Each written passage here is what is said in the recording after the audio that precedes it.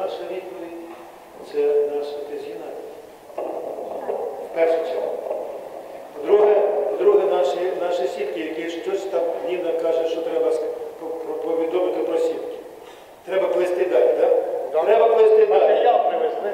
Матеріал привезли, сітки плетуться, треба допомагати. Значить, я повідомлю про отця Геннадія, з яким я мав радість розмовляти 2 дні тому, а у Фейсбуку багато фотографій він виставляє. Отець Геннадій капеланом в Пісках на передовій.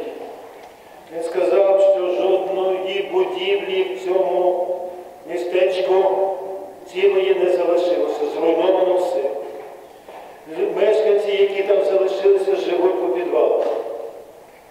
Він 3 дні не виходив з підвалу, бо були обстріли. Найпідступніша річ – це міни, тому що пуляють їх з-за териконів, а не чути, коли тебе пульнули. А вона прилітає і робить лихо. Працюють кулемети і снайпери.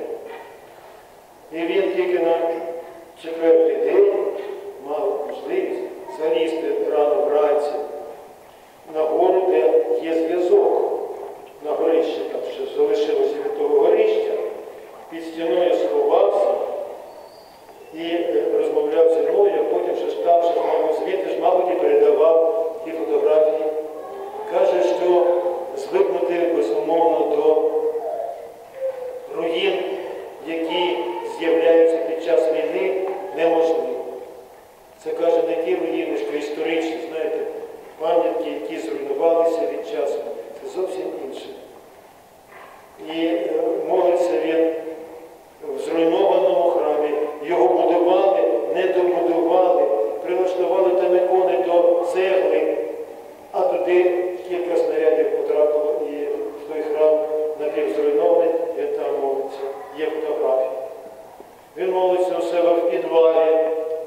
І така вже тепер капеланська доля, що поряд з молотовником лежать гранати. На фотографії це видно.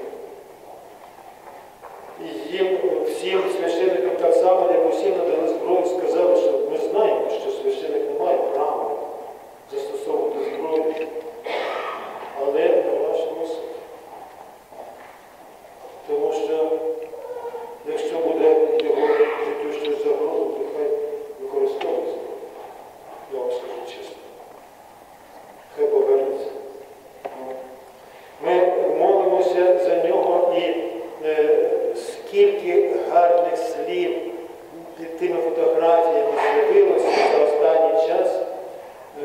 Люди і дякують, і пишаються, і висловлюють надію на те, що ми зустрінемось, і кажуть, що молимося, молимося, і молимося.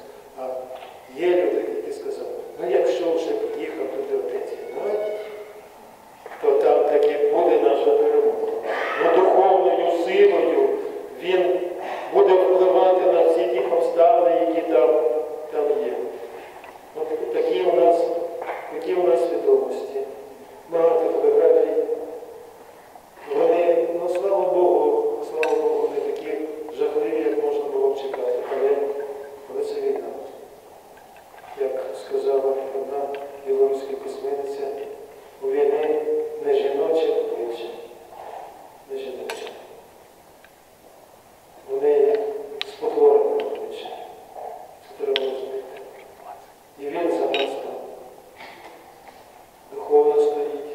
Каже, що причащає щодня, що молиться із бійцями щодня.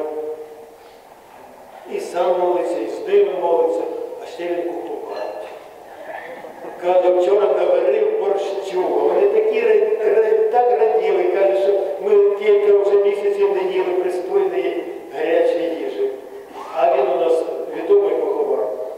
І каже, я буду робити. Сказав, що забезпечені вони всім необхідним і їжею, і набоями сильних необхідних для того, щоб стояли, є. І каже, що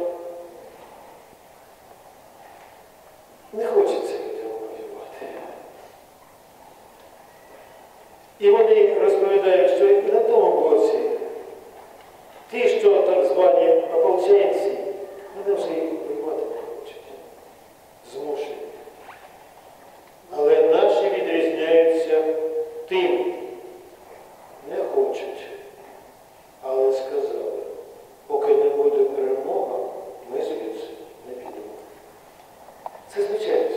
Це не там, командири, які зобов'язані таке казати, і там, психологи, військові чи там, політруки, так сказати. Є ж щось подібне до політруків ще й зараз. Ні.